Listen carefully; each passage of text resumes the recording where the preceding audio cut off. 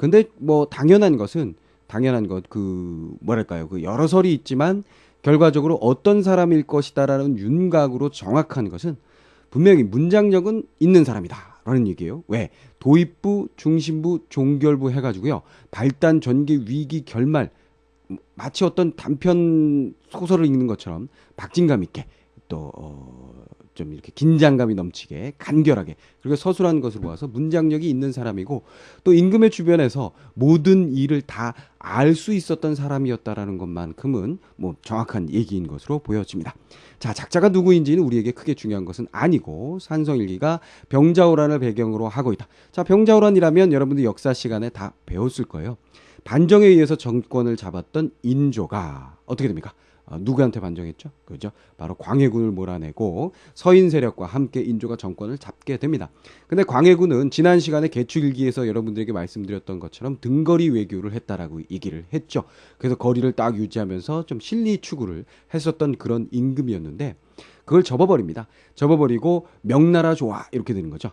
명에 대한 사대를 계속하게 되는 거죠.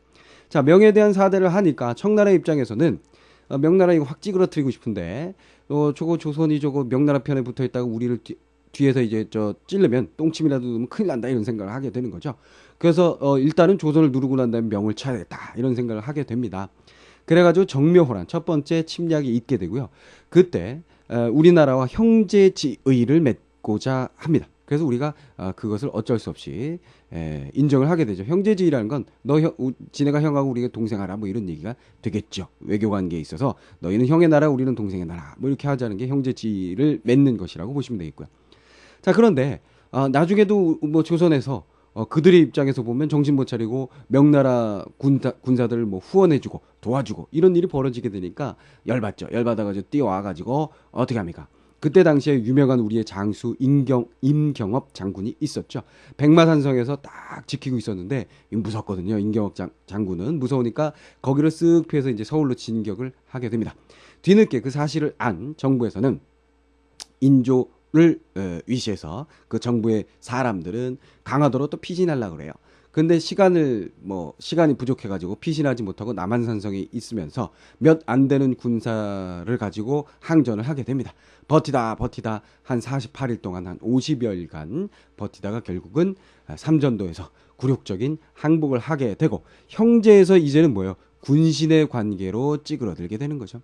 그 이후에 계속해서 내정 간섭을 받게 되고 거의 속국처럼 살아가게 된 것이 우리 역사가 되었던 것입니다. 자, 그게 바로 병자호란의 이야기고요. 그렇게 된 다음에는 뭐 그 군신 관계를 맺게 되고 볼모로 그 저 청나라하고 싸워야 된다라고 주장했던 주전파들이 붙들려 가서 죽게 되고 볼모로 소현세자와 복림대군이 끌려가게 되는 그런 비극적인 사건이 벌어지게 되는 거죠. 자, 그런 사건을 배경으로 해서 산성일기는 중심이 되는 이야기는 아까 말씀드렸던 것처럼 중심이 되는 이야기는 그 병자년 전쟁부터 삼전도에서 항복하기까지 48일간의 일이 되겠고요. 그 도입부에는 청태조가 명나라로부터 용호 장군의 칭호를 얻고 국제 정세가 어떻게 굴러가고 있는지 47년간의 일을 요약해서 정리하는 부분이 되겠습니다. 종결부는 이렇게 항복하고 난 후 3년간 어떤 일들이 있었는지에 대한 이야기가 적혀져 있습니다. 자, 그럼 우리가 시험에서 만나게 되는 부분은 이 중심부의 이야기가 주가 될 것이라는 건 뭐 뻔한 얘기가 되겠죠. 자, 그래서 병자호란 당시의 일을 우리말, 우리 글로 남긴 유일한 작품이라고 보시면 되겠고요. 일기 형식으로 되어 있지만 일기 형식으로 되어 있기에 객관적이고 사실적인 기록으로 되어 있습니다. 간결하고 긴장감이 있고 생동감이 있다라는 것이 이 작품의 하나의 특징이 되겠죠. 자, 그렇다면 우리말로서 우리 글로서 얼마나 잘 사실을 객관적으로 정리를 하고 있으며 얼마나 간결하고 긴장감 있고 생동감이 있어서 재미있게 혹은 슬프게 구구절절히 아프게 읽을 수 있는지를 확인해보는 시간을 갖도록 하겠습니다. 자, 이번에도 산성일기 크게 두 부분을 여러분들하고 같이 공부를 해보도록 하죠. 자, 일기 형식이니까 날짜가 있어요. 18일에 북문대장 원두표가 원두표는 당연히 사람 이름이라는 거 여러분들이 알 수 있겠고요. 군을 비로소 자문받는다라는 얘기는 여기서 아마도 군사를 임금으로부터 받아서 나가 싸워 도적 여섯을 죽이니라. 자, 청나라 군사를 죽이고요. 성중 창고의 쌀과 피 잡곡 먹을 양식이겠죠. 합하여 겨우 1만 6천 녀석이 있으니 군병 군사들 많은 사람들이 양식은 되더라. 한 달을 버틸 수 있는 정도의 양식은 되더라. 소금, 장, 종이, 면화, 병장기, 잔물이 다 이서가 사람 이름이겠죠. 장만하여 둔 것을 쓰니 이서의 재주를 일컫더라. 일컫더라는 건 뭐예요? 그죠? 칭찬하더라 이런 얘기. 칭송하더라, 칭찬하더라라고 해석을 하시면 되겠습니다.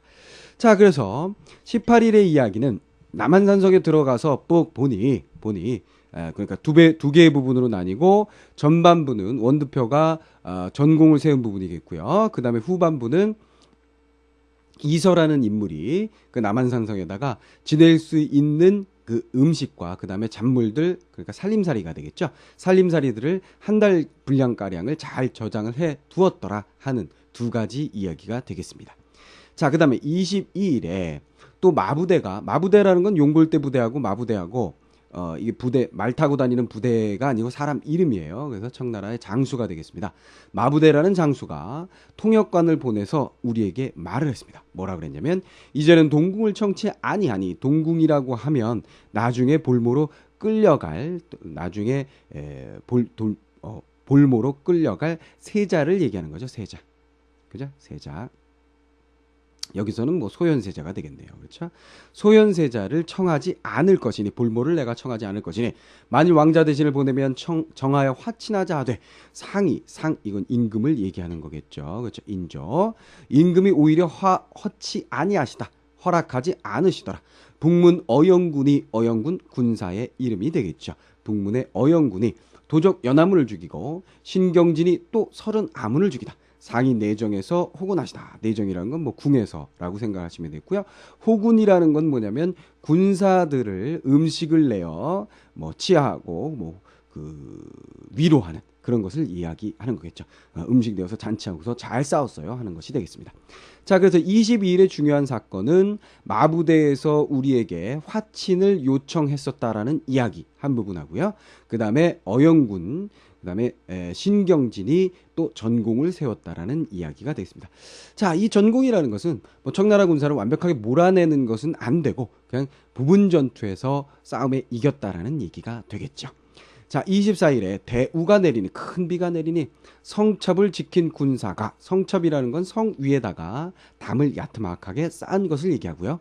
군사가 다 적시고 얼어 죽은 사람이 많으니, 자, 간단하게 뭐예요? 큰 비가 내리고 날씨가 추워요. 그러다 보니까 죽는 사람들이 많습니다. 상이 임금이 세자로 더불어 세자와 함께 뜰 가운데 서서 하늘에 비로 가라사대 금일 이에 이르기는 우리 부자가 득자미니. 자, 뭐예요? 예전에 유교 사회에서는 임금이 부덕하면 나라가 제대로 안 굴러간다, 이런 시각이 있었겠지요.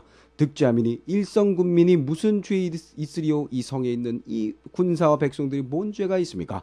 전도가 우리 부자에게 화를 내리오시고 원컨대 만민을 사로소서. 자, 하늘의 도, 하느님께서 우리에게 죄를 내려, 우리 누굽니까? 임금과 그 다음에 세자, 이 나라를 맡고 있는 저희에게 벌을 내리시고요. 만 백성들은 좀 살려주세요라고 제사를 비슷하게 지낸 거겠죠.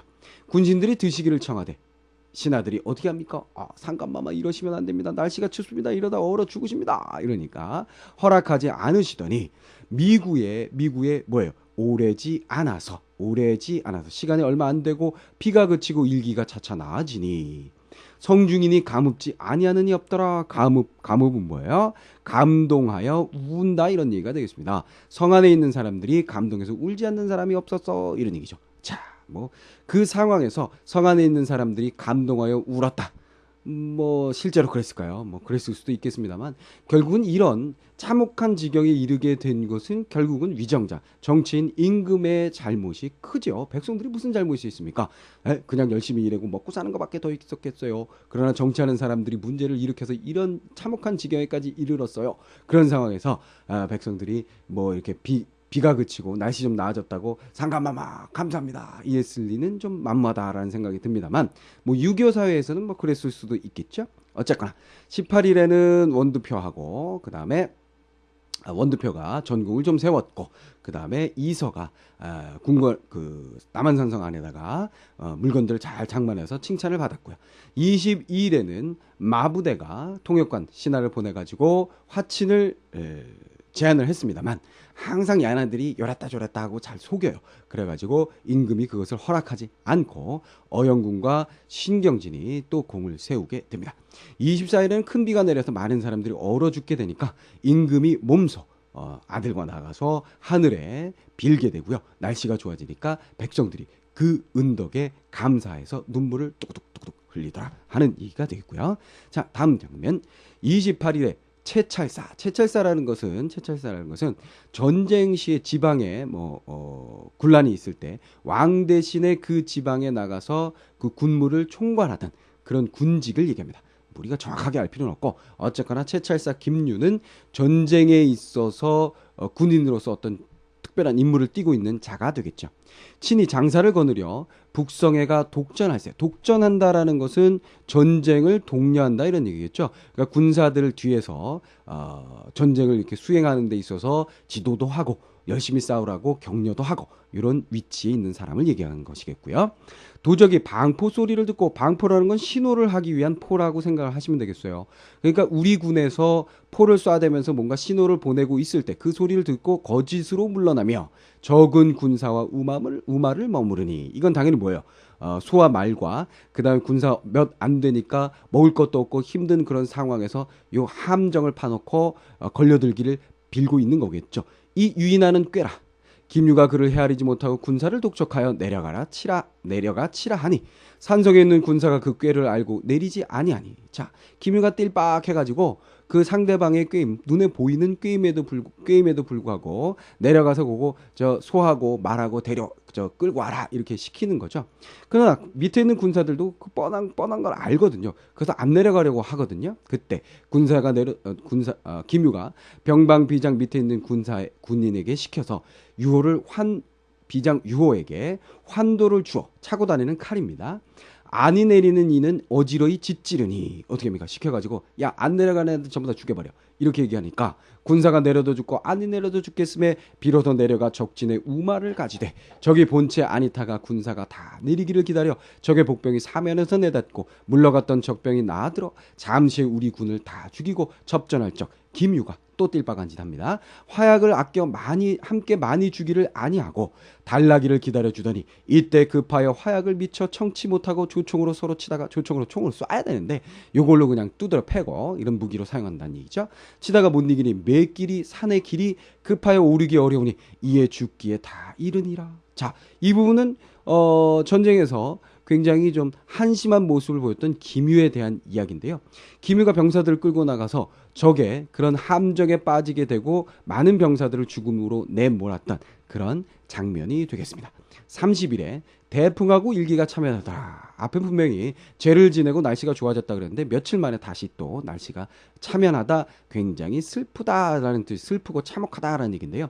그 날씨를 통해서 당시의 분위기를 보여주는 것이라고 생각하시면 되겠고요. 이날 적이 광나루 삼밭계 헌능 삼로로 세 길로 행병하여 저물도록 행할세. 적들이 막 밀어 닥칩니다. 갈 때는 대풍하고 적병이 수를 모르되, 와, 이 적병들의 숫자를 알 수가 없어요. 대설이 갓 왔는데, 큰 눈이 방금 왔는데 중군이 군사의 무리들이 들어와서 덮어 한 점 흰빛이 없으니. 자, 묘사하고 있는 장면이죠. 어떻게 묘사하고 있어요? 그러니까 뭐 들판이 있다 그러면 여기 눈이 내렸어요. 그러면 흰 빛이 보여야 하는데 그 적병들이 세 길로 막 쳐들어오니까 그 군사들이 가득해가지고 흰 눈이 내린 것이 보이지 않을 정도다라는 얘기가 되어 있고요. 적은 그러하고 아국은 싸울 뜻이 없으니, 싸울 뜻이 없겠죠. 먹을 것도 없죠. 힘들죠. 병사들 얼마 안 되죠. 그러니까 구원은 오지 않냐고, 또 구원병은 오지 않아요. 달리 할 일이 없어 행궁 남녘에 작소를 지었으니, 달리 할 일이 없어서 한심 떨고 있을 때 행궁이랑은 행한 궁, 그러니까 임금이 어느 그 나들이 가서 머무는 궁을 얘기하는데 여기는 나들이는 아니죠. 그죠? 피난 와서 머무는 그 궁의 남쪽에 작소를 지었으니, 작소라는 건 까치집이에요. 그러니까 가만히 보니까 그 궁궐의 그 궁에 임금이 머문 곳의 남쪽에 보니까 지붕에다가 처마 밑에다가 까치가 집을 지었다라는 거예요. 사람들이 다 이를 바라고 길조라 하고 그만 믿더라. 한심하죠. 조정의 무능함을 그대로 보여줍니다. 그러니까 적병들이 막 몰아닥쳐도 이제는 싸울 힘도 없어요. 뭐 외교 능력도 없어요. 그래가 그냥 쳐다보고 있습니다. 쳐다보고 있는 상황에서 고작 하는 일이라는 게 하는 일이라는 게 저기 저 처마 밑에 까치가 집을 졌으니까 이것은 뭔가 기란징조야라고 한심 떨고 앉아 있는 모습을 보여주는 것이라고 보시면 되겠습니다. 자, 그래서 28일에는 김유가 띨빡한 짓 해가지고 자신의 군사를 다 잃게 된 그런 장면이었고요.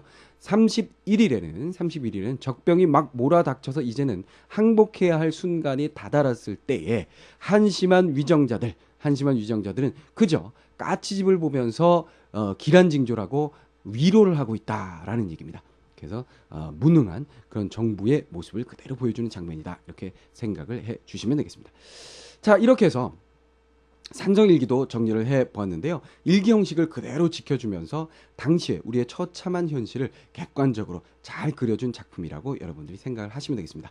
자, 이전에 배웠던 개출기나 산정일기 모두 우리말로 쓰여져 있으니까 옛날 글자로 쓰여져 있었을 텐데요. 그걸 조금은 현대어에 가깝게 바꿔놓은 작품을 가지고 여러분들하고 함께 공부를 해보았습니다. 그래서 그리 어렵지 않게 여러분들이 읽었으리라고 보여지고요.